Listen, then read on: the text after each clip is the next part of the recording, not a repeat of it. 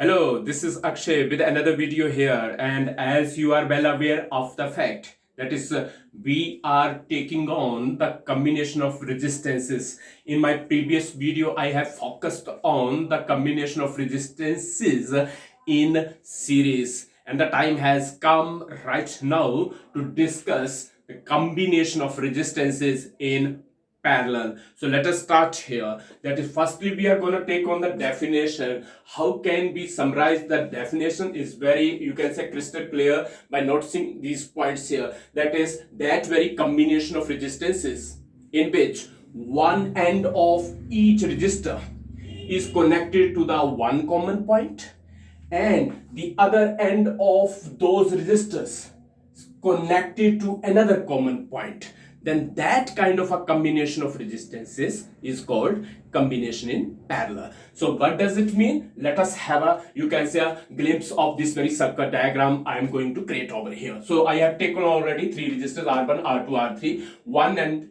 of this resistor is this one end of this resistor is this one, and one end of R3 resistor is this one.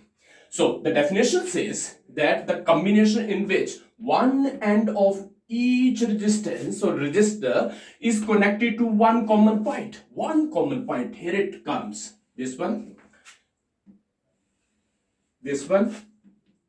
and this one. We have taken the connecting wires and all these, this and this end of R2 and this end of R3. All these are the connecting wires, remember. All these ends, one and each of all the resistor have been connected to one common point. There you are. This is the common point. And the other end, this one, other end of those resistors being connected to another common point. Here it goes. Here it is, connecting wire we have taken. This one, and this goes this way.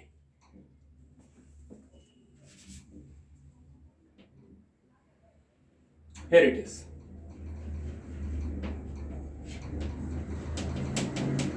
This is another common point. So this kind of a combination is known as the combination in parallel. As you have learnt in mathematics, that is, yes, parallel as you have learnt in geometrical bulk there. Yes, there you are. Here it is.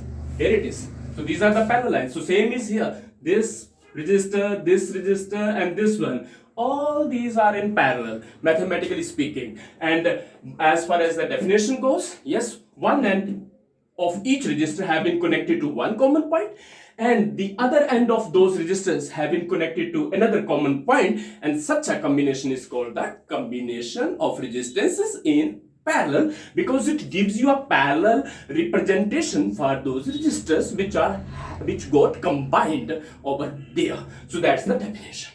Now come to the current here, and if we talk about current, we never are gonna silent about voltage. We have to apply the potential difference across this very combination so that can get a taste of the current flowing through each and every resistor. Here we go.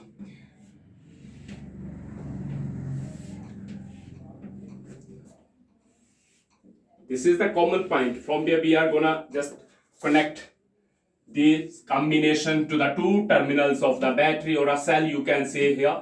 It is the voltage V. Current will begin to flow through this very, you can say, combination. Here it is the total current coming out of the main supply line, and there you are. As and when the current reaches over here, it got three ways to go. Different pathway. One pathway this one, another pathway this one, another pathway this one. Multiple pathway, multiple branches for electric current to get through, and it is quite clear over here in this very circuit diagram that this very total current coming from the main supply line will get distributed among the number of resistors. That very current is going to be distributed. Let it be R1, it will get I1 current. Since it is R2 resistor, it will get the current I2. Remember, these currents I1, I2 and another one I3 are the parts of the total current I. means the total current I has got distributed among the number of resistors present in the parallel combination. And there you are, it is I3. So I1 current flowing through R1, I2 a part of this very I, that is I2 flowing through R2, and this I3 is flowing through R3. And I am telling you here that why the total current has got distributed or branched out, because of the reason that the current has got many pathways to flow through, and that is the speciality about the parallel combination. And hence in parallel combination the total current got distributed, which takes us to the point that is the sum of individual current flowing through these resistors is always equal to the total current coming out from the main supply line. And there you are right now, I is equal to I1 plus I2 plus I3. Remember, these things are gonna be handy in cracking the numerical problems. So take you can say stock of such kind of things which are quite important in getting you through the numerical problems in the days to come. So there you are, current is gonna distributed, and it is equal to, that is the sum of individual currents flowing through these resistors, always equal to the total current I coming from the main supply line. And hence we are here, I is equal to I1 plus I2 plus I3. So that's all about current. Next comes the potential difference, voltage. You know that is what is voltage, as I have told you in many videos there. That is voltage, or the job of potential difference is to drift the one unit charge from one end to another end. It means the potential difference needs to act across the ends of a conductor. But here, but you are seeing here that is, this is the common point meant for each and every resistor. Its end is here, its end is here, its end is here. Right over here in common point, this is the convergence going on for these three ends. So all these ends, R1 ends here, R2 one end here, and R3 one end is over here. And go ahead and see that this very common point further connected to the positive terminal of the battery. That's the half of the story. Come to the another point, one end of R1 over here, one end of R2 over here, and the one end of this R3 resistor is also over here in the form of common point. It means this very common point carrying three ends of these resistors. And this common point is further connected to the negative terminal of the battery. But this diagram telling you is that in this very parallel combination, each and every end of available resistors connected to the two terminals of the battery, and that means each and every resistor will get the total voltage as that of the main supply line. In order to get the total voltage as that of the main supply line, the two ends of the resistor required to connect to the two terminal of the battery. And if they are obeying that kind of a, you can say that is the condition, then it's certain that each and every resistor will acquire or will get the voltage which is coming from the main supply line. And here it is V, it means the same voltage as that of the total voltage or as that of the main supply line will be obtained by R1. It is going to be obtained by R2, and the same voltage will act across R3, and let it be 220 volt. Then it means R1 resistor will get 220 volt because direct connection is there. R2 resistor will get 220 volt because both the ends are directly connecting to the two terminal of the battery. And the R3 will also get 220 volt by means of these two common points. And that makes sense that in parallel combination, each and every resistor will get the same voltage or same potential difference as that of the main supply line, and that sums up the potential difference. Now come to the final point, that is the resultant resistance. Remember, all these points are going to handy to get you the clear-cut idea, but this concept is all about A and B. These are the weapons which are required to crack any given numerical problem. So that's why you need to understand in clear-cut terms so that you are gonna be in driver's seat in the days to come. So let us just take a look at resultant resistance. Resultant resistance means you have to find out the total resistance of this very combination. And in finding out the total resistance of this very combination, what we are gonna do? We are gonna do the same which we have done in the series combination. We are gonna create one resistor here. Here it is. It has been created, and this is the total voltage V, and it is the resistor total resistance, and it would be taken as Rp. Rp is the resultant resistance in parallel combination, and we have created one resistor out of these three resistors. It means question arises that what is the total resistance in the parallel combination? Total resistance we are gonna get here, and how can be there? Let us just take a look at this very point. Current I is always equal to the sum of individual current flowing through the resistors there. And since we know that I is equal to I1 plus I2 plus I3, and by applying Ohm's law, what will you say here? There you are. It is the triangular technique. Okay, and it is the total current. It means we will talk about total voltage, and we will talk about the total resultant resistance. And total resultant resistance or total resistance is Rp. So it means I is equal to V upon Rp. Here it is. We need I here, and it is V upon Rp. Rp we have put up here because it is the total voltage, it is the total current, and it means total resistance is needed. That is called equivalent resistance or resultant resistance. So this I can be written by using Ohm's law. This I can be written as V upon Rp is equal to I1. Here it is. This one I1. R1 is the resistance, and voltage acting across R1 is V, and it is V upon R1 plus I2. This is the I2 flowing through R2 under the action of potential difference V, and it is V upon R2 plus I3. I3 is the current flowing through R3 under the action of potential difference V, and it is V upon R3. You can see here V, and that V will go away. And what we are going to get, 1 upon Rp is equal to 1 upon R1 plus 1 upon R2 plus 1 upon R3.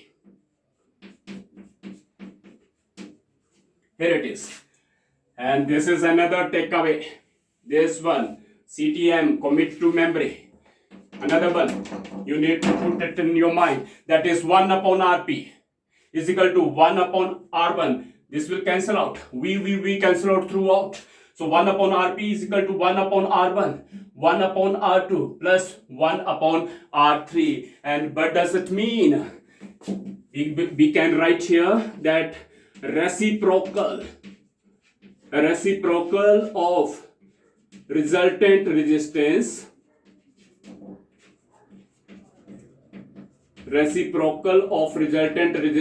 is always equal to the sum of reciprocals of individual resistances. Sum is always equal to the sum of reciprocals. Reciprocals means inverse. Reciprocals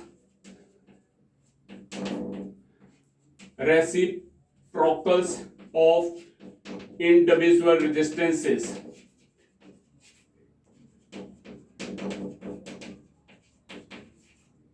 Here it is.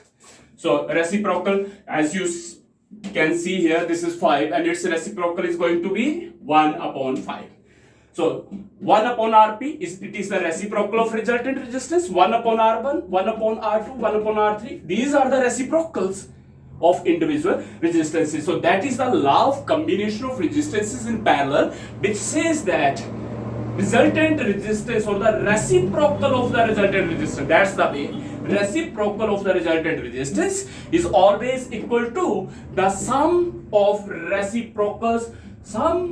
This is sum of reciprocals of individual resistances present in that very combination. So that's another thing we need to just learn here as far as numerical problems are concerned. And the final point is that in parallel combination, the resultant resistance is always less than any individual resistance present in the combination. Resultant resistance is less than, here it is, the resultant resistance, that is Rp, is always less than, here it is, always less than any individual resistance present in that very combination.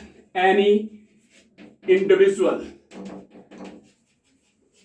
resistance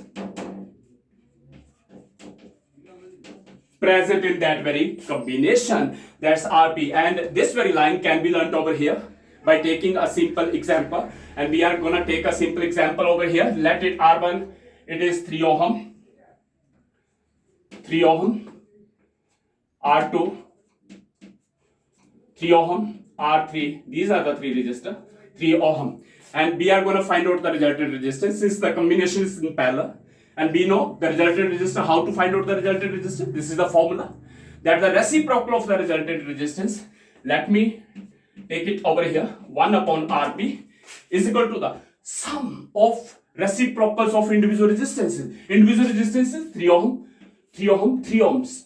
Sum, we are gonna take the sum, but whose? Sum of reciprocals of those resistances. It means 3 ohm, we are not gonna add 3 ohm, but its reciprocal will be added, and its reciprocal is 1 upon 3. I'm not taking the units over here for the simplicity purpose. 1 upon 3 plus R2, it is 3 ohm. The reciprocal would be taken as the formula suggesting, 1 upon 3. And this is also equal to 3 ohm. This is also equal to 3 ohm, and we are going to take the reciprocal of 3 ohm, and it comes out to be 1 upon 3. Let us solve it. 1 upon Rp is equal to 1. Denominator remains the same, 3 upon 3, and cancel 1, it is 1, Rp goes up. Therefore, this implies that Rp, resultant resistance, is 1 ohm. Yes, that's what the point is, that the resultant resistance in parallel combination is always less than any individual resistance present in that very combination. It means Rp is equal to 1 ohm, and you know 1 ohm is less than 3 ohm. 1 ohm is less than 3 ohm. 1 ohm is less than 3 ohm. And that takes you to a final conclusion here, that in parallel combination, the overall resistance of the combination is far more less. However, in series combination, the overall resistance is far greater than any other resistance present in that very combination. So that's all about the, you can say, that is the combination in parallel.